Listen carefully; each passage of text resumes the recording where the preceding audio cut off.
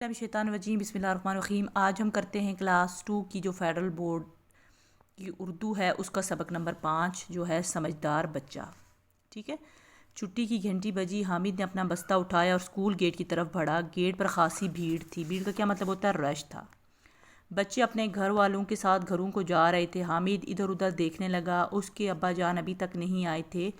वो स्कूल से बाहर एक बेंच पर बैठकर अब्बा जान का इंतज़ार करने लगा। थोड़ी देर में तमाम बच्चे घरों को चले गए। उस्ताद भी एक एक करके जाने लगे। अब गेट पर सिर्फ एक चौकीदार रह गया था। बेंच क्या होता है? ये जो है सीट जो होती है, ठीक है, इसको बेंच बोलते हैं। उसके बाद क्या हुआ कि हामिद कुछ परेशान था। उसे भूख और प्यास लगी थी। इस दौरान में एक मोटरसाइकिल सवार हामिद के करीब आकर रुका। अजनबी देखकर हामिद को खौफ महसूस होने लगा। इस आदमी ने हामिद से पूछा कि वो यहाँ क्यों बैठा है। हामिद ने बताया कि उसे घर जाना है और वो अपने अब्बा जान का इंतज़ार कर रहा है। ये सुनकर उस आदमी ने कहा, बेटा आओ मैं तुम्हें घर तक छोड़ आता हूँ। मैं आपके साथ नहीं जाऊँगा। हामिद ने इसे झट से जवाब दिया। झट का मतलब होता है फ़ौरन से।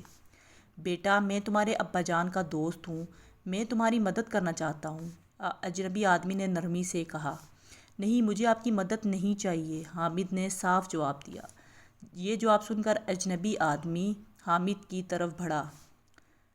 हाँ, बचाओ बचाओ बचाओ, हामिद चिल्लाया। दरअसल हामिद को अपनी उस्तानी जी की बात याद आ गई थी कि कोई अजनबी तुम्हें अपने साथ ज़बरदस्ती ले जाने की कोशिश करे तो शोर मचा दो।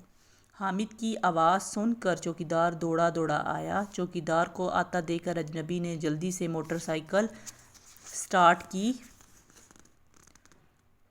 और वहाँ से भाग निकला। चौकीदार आया तो हामिद ने सारी बात बता दी। चौकीदार ने कहा, बेटा शुक्र है तुमने शोर मचा दिया और बच गए। ऐसे आदमी बच्चों को अगवा करके ले जाते हैं। ठीक है।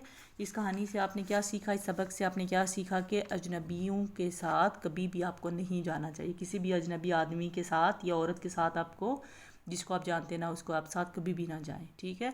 और अगर कोई वो आपको ज़बरदस्ती से साथ ले जाने की कोशिश करे तो आपको क्या करना चाहिए? शोर मचाना चाहिए। ठीक है। इस सबक से आपने ये सीखा है।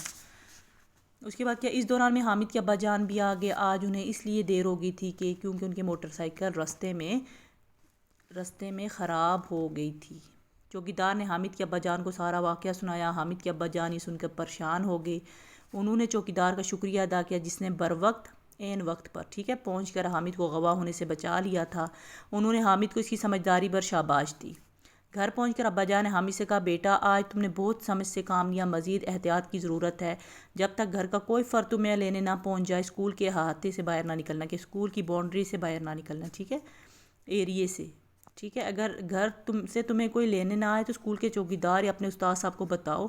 किसी अजनबी से कुछ लेकर ना खाओ, ना किसी से पैसे लो। क्यों कोई तुम्हारे जिस्म और चेहरे को गलत अंदाज में छुए तो इसे सख्ती से मना कर दो। हामिद ने वादा किया कि वह अब्बा जान की इन बातों पर अमल करेगा। ठीक है। उसके बाद क्या कि जायज़ा है। दियो अल्फाज सुने, इनके दो दो हम आवाज़ अल्फाज बनाएं। जैसे गाना, जाना, लाना। ठीक है। काम, नाम, शाम। तारे प्यारे सारे। जान, मान, आन। बाल, माल, साल। ठीक है। आपने ये लिख लेना है। उसके बाद आप दी हुई तस्वीर देकर बताएं आप इनकी मदद कैसे कर सकते हैं।